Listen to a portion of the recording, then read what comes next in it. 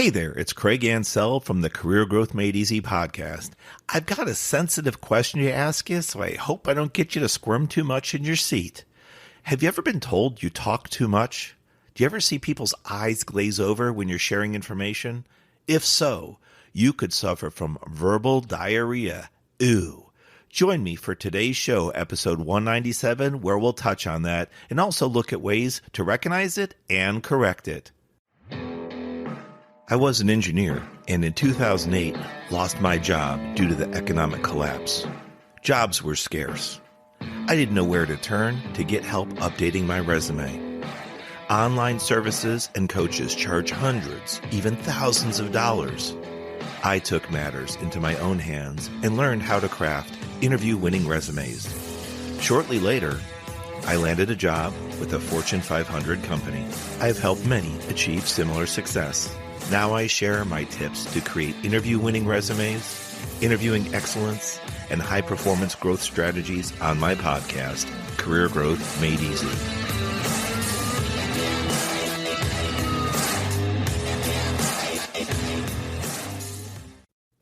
Hey there, it's Craig Ansell. Welcome back to the Career Growth Made Easy podcast. I'll be happy to be your host today.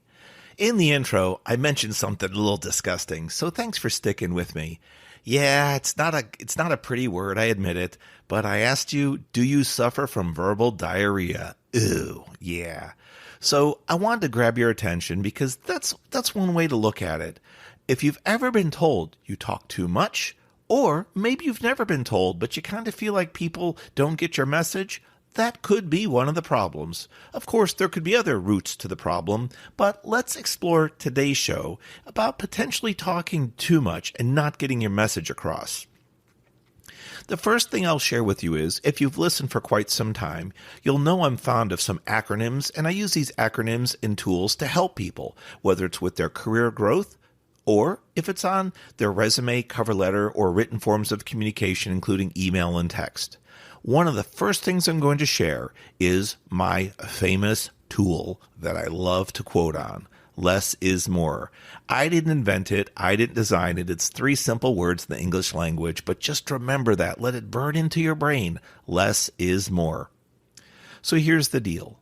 When it comes to verbal communication, we all around the world, unfortunately, are losing our ability to focus.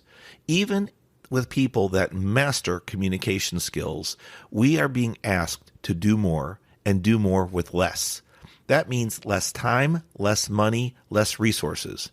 The biggest part of that message for you today is time.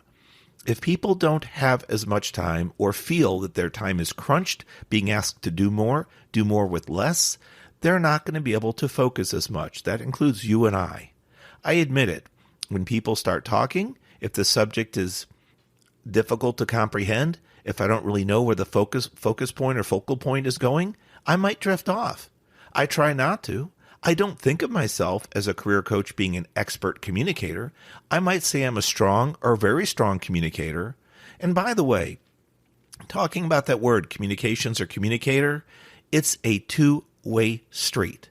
It's not only myself or yourself putting information out there, it's also our ability to listen. And that is a key point of where many of us fail. And if you and I happen to suffer from speaking too much, too quickly, sharing too much, that's where today's show title comes in. And we should try to work on that, because if we can master the way we communicate outward, we can also learn to communicate, to see how we communicate inward when we receive.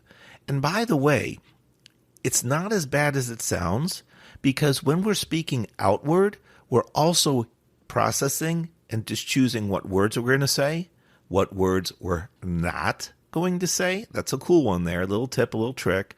But also we're hearing ourselves speak. So we're learning how to listen when we're speaking as well. Not only are our brains and bodies processing what we thought and turned into words, but our brains and bodies are processing our environment around us. If you're having a one-on-one conversation with someone or a one-on-several conversation, there's less to focus on because you've got a constrained group, a confined group of people, so there's a focal point.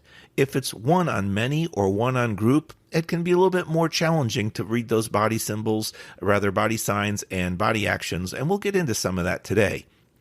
But backing up first, talking about sharing too much.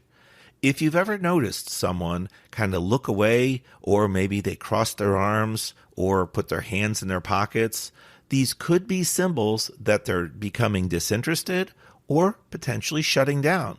They're still physically there, don't get me wrong. They're still physically in that space, potentially listening to you, but they could also feel trapped if you've unfortunately cornered someone, right? You caught somebody in a hallway and they're on the way somewhere and maybe they're waiting for an elevator. He's like, oh gosh, Craig's going to talk to me again. I can't wait to hear what he doesn't have to say.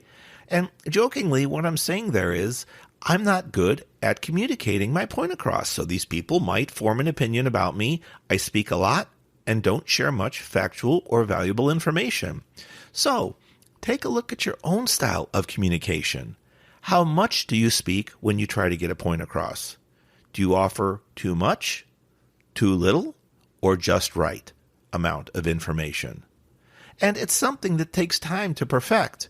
And by the way, even listening to shows like this, which I greatly appreciate your time and attention, it's going to be different how you apply your speaking and listening techniques when you're in front of different types of people, different personalities, and different size crowds, different groups of people in your audience. Now, I use the word audience, generally speaking, but it's someone that's going to be listening to you or receiving your information. Many times for us on our Career Growth Made Easy journey, it might be a one-on-one conversation with a peer, a colleague, or if you're still in school while working part-time or maybe interning, you'll need to talk to someone in the school system as well. And that's where the ability to speak well, speak concisely, as well as listen well comes into play. So we'll see how today's show goes, and maybe we'll get into the listening aspect into a deeper dive. If not, we'll put a second show together in the near future to talk about the key capabilities and key aspects of listening well. So the first thing about speaking, have you ever been told, honest question, raise your hand as long as it's safe what you're doing, have you ever been told you talk too much?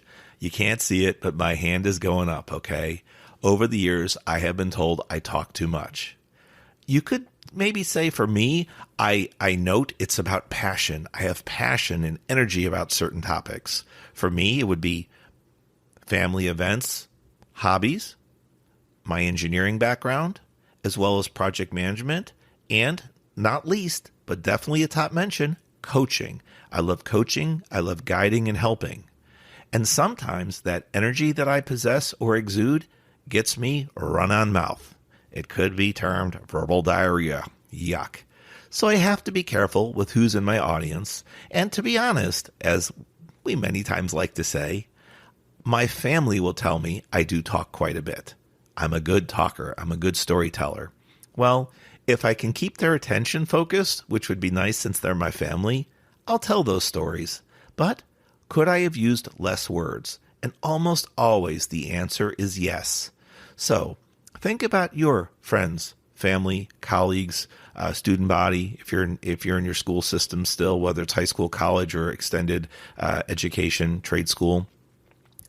How many times have you been in front of people to speak, and how long do the conversations last? And with that said, when you've had a recent conversation, something you can pull up in your mind, in your memory, how many topics were you trying to get across? Was it just one? If so, and that's a simple topic, simple discussion point, how long did it take you? How far off topic did you go? Did you get distracted? If so, did the distractions cause you to wander from your key topic? Here's something that's kind of sensitive and kind of funny at the same time. And I've been here, so I'm coming from a point of experience, and I'm starting to laugh. I think you can hear it. Have you ever started a conversation with someone? Oh, I really need to talk to them. You get their attention, they cross paths with you, or you go and physically approach them to speak to them. And then after a few words, you actually forgot what you were talking about or why you wanted to see them besides just general discussion and, greet them and have time with their company?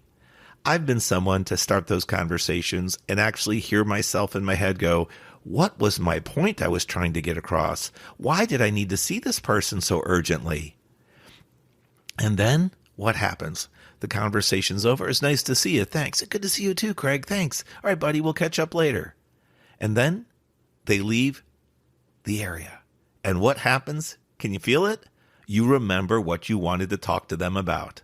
It could have been an assignment due from school, an assignment you're working on at work, your team's together, or it could be a work colleague that has some knowledge or experience that you might have needed help with, and seeing them reminded you, it jogged something in your memory that said, I need to talk to them.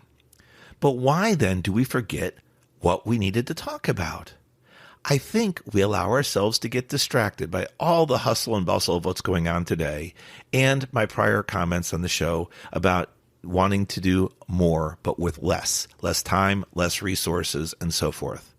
So if we can start off with the most simplest tactic and technique, when you approach someone to communicate, focus on one, maybe two key points at the most. And honestly, I would start off with one, and you could practice this with anyone. It doesn't matter what the topic is.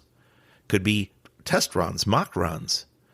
Pick a topic and see, after potentially a very short informal greeting, assuming you know the person, how clearly and how quickly you can convey your topic or point to them. It's going to be difficult at first because if your point is about something creative, a vacation, something you saw, something in nature, maybe unfortunately an accident or some type of traumatic event, you saw something happen, a sports injury happen, a car accident. I don't know. It doesn't have to be something negative, but something dramatic happened. Let's say that. We naturally want to storytell. It's just part of our DNA. It's part of our makeup. But how long did you take to convey that point? And did you bother to see if the recipient of your message wanted more information, or did you continue talking breath after breath? Excuse me. And by the way, we also sometimes can be afraid of silence. So what happens there are filler words pop up. Craig, I've not heard of filler words. What are they? Ah.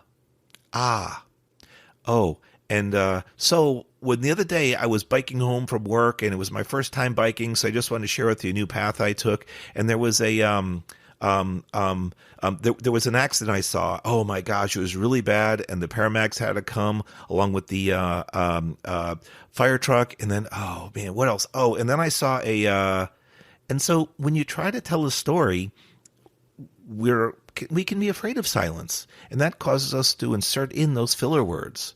I have a much earlier show that talks about filler words specifically, and I'll go ahead and pull that up for you and mention that towards the closing and put the footnotes in for you in the show notes.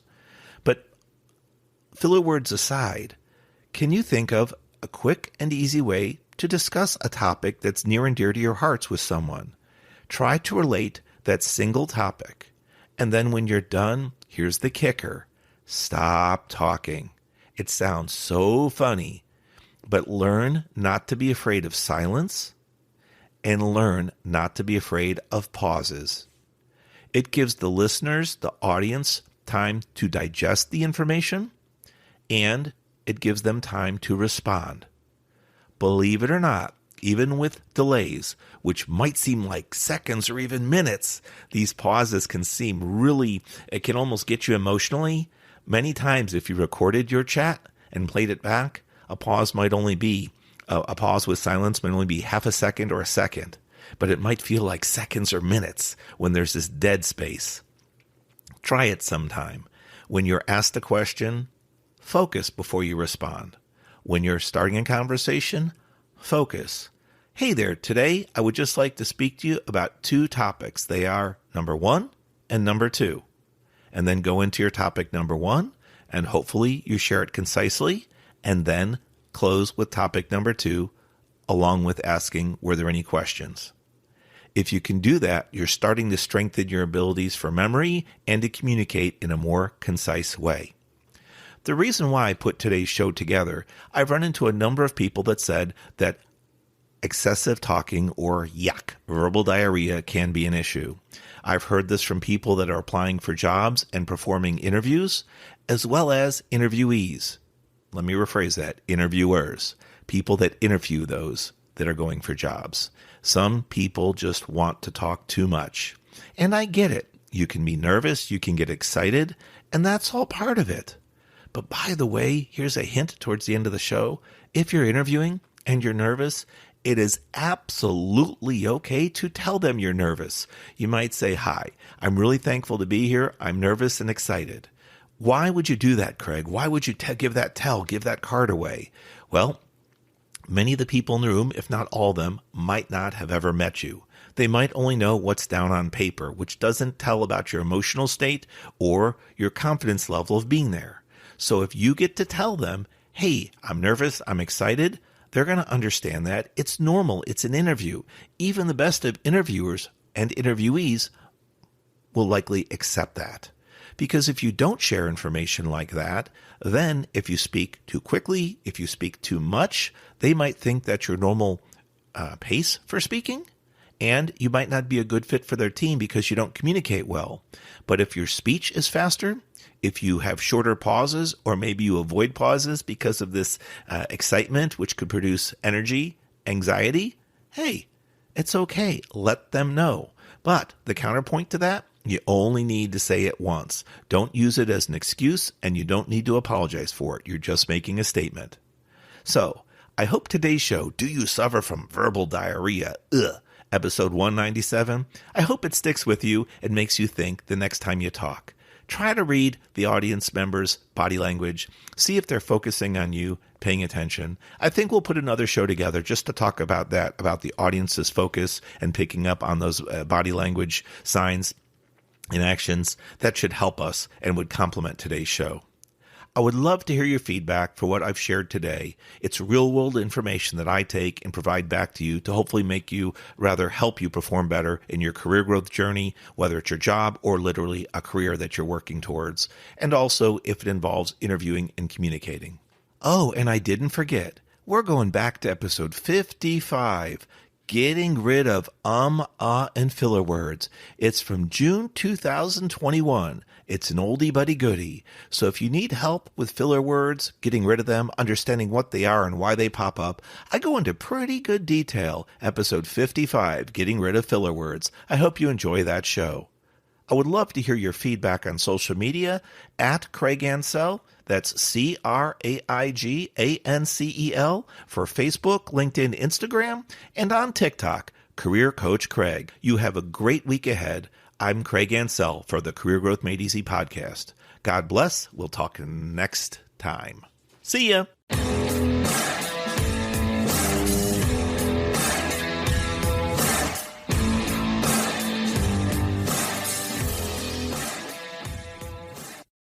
Thanks for watching. If you've enjoyed this episode, be sure to subscribe to our channel. New episodes every Monday. In the meantime, why don't you follow us on social media at Craig Ansell on Facebook, LinkedIn, and Instagram. To book a coaching appointment, download our free guides, or join our email list, check out the links in the description below.